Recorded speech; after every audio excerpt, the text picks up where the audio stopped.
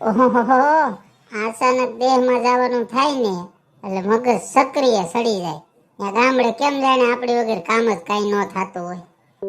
આપણે જઈને કેમ જાણે બધું કામ પૂરું થઈ જાય એમ હોય. આપણી ઉપર જીવતા હોય ને એમ કરે.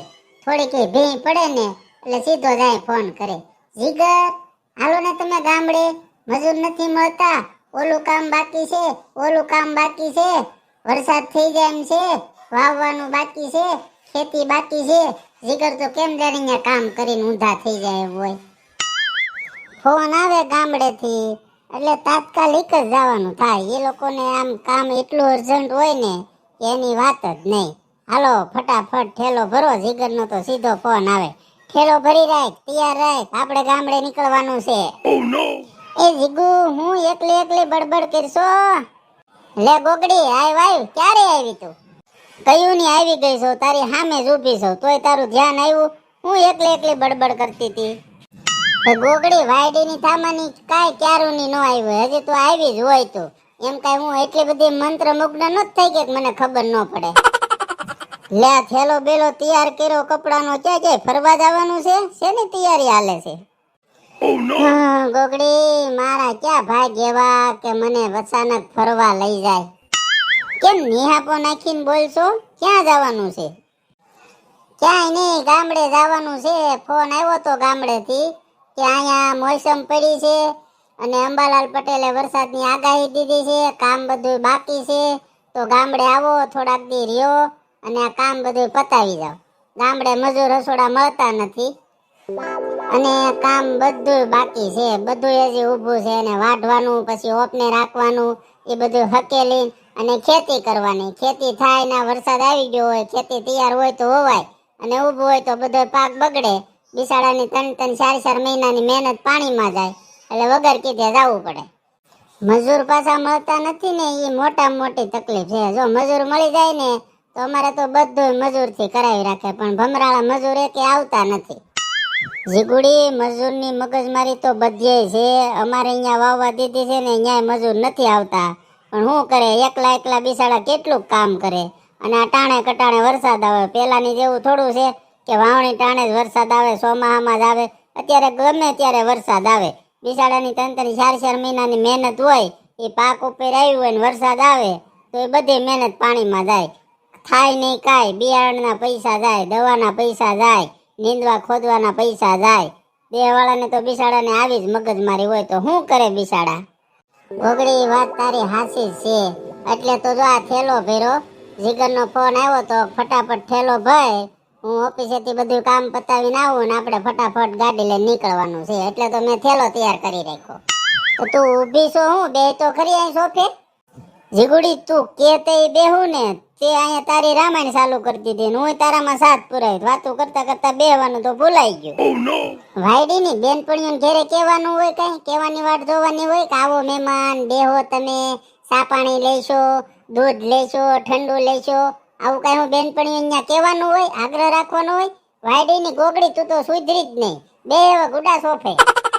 લે આ બેઠી, પણ હું બેઠી છું તારે મોઢું નથી થતું ને? કઈ કામકાજ બાકી છે? કઈ કામ બાકી હોય તો કે બે થઈને કરી નાખીએ, નકર હમણાં જીગર આવશે તને ઉપાડશે. હાલો થેલા તૈયાર છે? ગોગડી કાંઈ કામ બાકી નથી. જીગરનો 1 કલાક પહેલા ફોન આવ્યો તો એટલે બેયના 5-5 જોડી કપડા થેલામાં ભરી દીધા. એટલે થેલો કમ્પ્લીટ ભરાઈ ગયો અને થોડું ઘણું જે બગડે હતું એ આજુબાજુ દેવાનું હતું એ દી આવી. હવે જીગર આવે એટલે સીધા હાલતા તાળું મારીને. છોકરા તો નાના કાંઈ છે નહીં, ન કરે વળી એમ થાય છોકરાના કપડા લેવાનું, એનું બધું સંભારી નાખવું. 2 માણસ છે એટલે બીજું તો શું હોય, તાળું મારીને હાલતા થાવું. હા તારે તો ક્યાં કઈ વાંધો છે, 2 માણસ સૌ પંડો પણ, એટલે તારે કઈ ઉપાધિ નથી. ગોગડી તારે શું ઉપાધિ છે? મારે ઉપાધિ કાંઈ નથી, પણ તમારા ઘોડામાં તાળું મારીને હાલતા થાય એમ ન હાલે ને. મારા મમ્મી પપ્પા છે, ભાઈ છે, હું છું, ભાઈના ઘરના ભાભી છે. અમારે આવી રીતે તમારી ઘોડે પંડો પણ 2 જણા નથી ને કે તાળું મારીને હાલતા થાય. અમારે તો બધાને હારે ગામડે જવું હોય ને તો આખો દિવસ તો બધું પેક કરતા થાય ને આખો દિવસ બીજો કપડાના થેલા ભરતા થાય. એ વાત તારી હાસી. તમે ઝાઝા છો એટલે તમારે થોડીક મગજમારી તો વધે. અમે તો બેમાં જવું હોય, ઝાઝા દી રહેવું હોય તો 2 થેલા કપડાના ભરીએ, થોડા દી રહેવું હોય તો 1 થેલો ભરીએ. ગાડીને સ્લેપ મારીને ગાડી લઈને હાલતા. બીજી અમારે કાંઈ મગજમારી ન હોય. તે કેટલા દિવસ રોકાવાનું છે? તા એક જ થેલો કર્યો? ગોગડી, વરસાદ નો આવે ને કામ તો 3-4 દિવસનું છે, ઝાઝુ નહીં, પણ જો વરસાદ આવે છે તો નક્કી નહીં કેટલા દિવસ રોકાય. કપડા તો લીધા છે 5-5 જોડી, એમ વાડીએ પેડવાના ન્યા દેહમાં પડ્યા હોય એટલે એ કાંઈ લેવાના ન હોય. આ તો નવા 4-5 જોડી નાખ્યા, ક્યાંક ત્યાંથી વળી જવા આવવાનું થયું હોય અચાનક, નવા કપડા હારે હોય તો ઉપાધિ નહીં. અને આ અંબાલાલ પટેલે અત્યારે ટાણે કટાણે આગાહીઓ કરે, આ મોસમમાં જ આગાહી કરે. મોસમો બધાને પૂરી થઈ જાય, ખેતીનું બધું ઘેરે આવી જાય, પછી આગાહી કરતો હોય તો આંબાલાલ પટેલ ટાણે જ એને આગાહી કરવાનું હોય.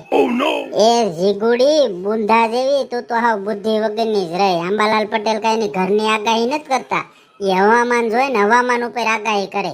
એમાં આંબાલાલ પટેલ નું કાંઈ ન હાલે. હવામાન જોઈ ને એને એમ થાય કે વરસાદ થવાનો છે એટલે આગાહી કરે. એની ઘરની આગાહી હાલતી હોય તો થોડી અત્યારે આગાહી કરે, ખેડૂતને નુકસાન જાય એવી. બધા ખેડૂત નવરા હોય ને ઉનાળે બધું કામ પૂરું થઈ જાય પછી નો આગાહી કરે. મગજ વગરની થોડુંક તો વિસાય. ત્યાં કઈ આંબાલાલ પટેલના ઘરનું છે કે જઈ ધારે તે વરસાદ આવે, એ જઈ ધારે તે વરસાદ બંધ થઈ જાય? મગજ વગરની તું તો આવ મગજ વગરની જ રહી.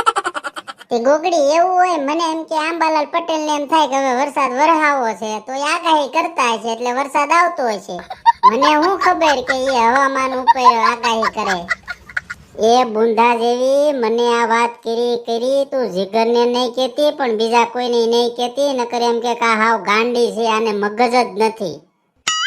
એમ નહીં જીગુડી, તું 8 ચોપડી ભણી તોય તારો મગજ નથી હાલતો કે આ લોકો આગાહીઓ કેમ કરે, વરસાદ કેમ આવે, કોણ વરસાદ વરસાવે.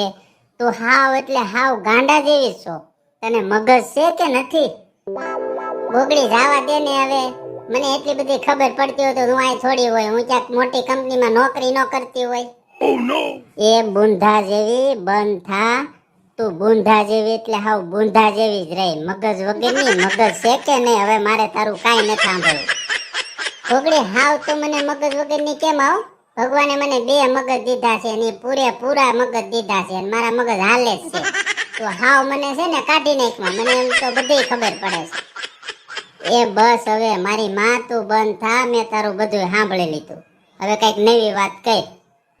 હેલો દોસ્તો, કેમ છો? મજામાં બધા? દોસ્તો, વિડીયો સારો લાગ્યો હોય તો વિડીયોને લાઈક કરજો, શેર કરજો, અને હા, નવા હોય તો મારી ચેનલને સબસ્ક્રાઇબ કરવાનું ભૂલતા નહીં. પ્લીઝ દોસ્તો, તમારા સપોર્ટની જરૂર છે. વિડીયો સારો લાગે તો કમેન્ટમાં જરૂર કહેજો અને સબસ્ક્રાઇબ કરવાનું ભૂલતા નહીં. અને હા દોસ્તો, આ વિડીયો બહુ મોટો થઈ જતો હતો એટલે અત્યારે વિડીયો અટકાવી દીધો છે. આની આ જ કહાની આગળના વિડીયોમાં બીજા ભાગમાં હું તમને બતાવીશ.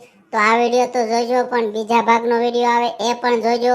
અને વિડીયો સારો લાગે તો બને એટલા લોકો સુધી શેર કરજો. પ્લીઝ દોસ્તો, તમારા સપોર્ટની જરૂર છે.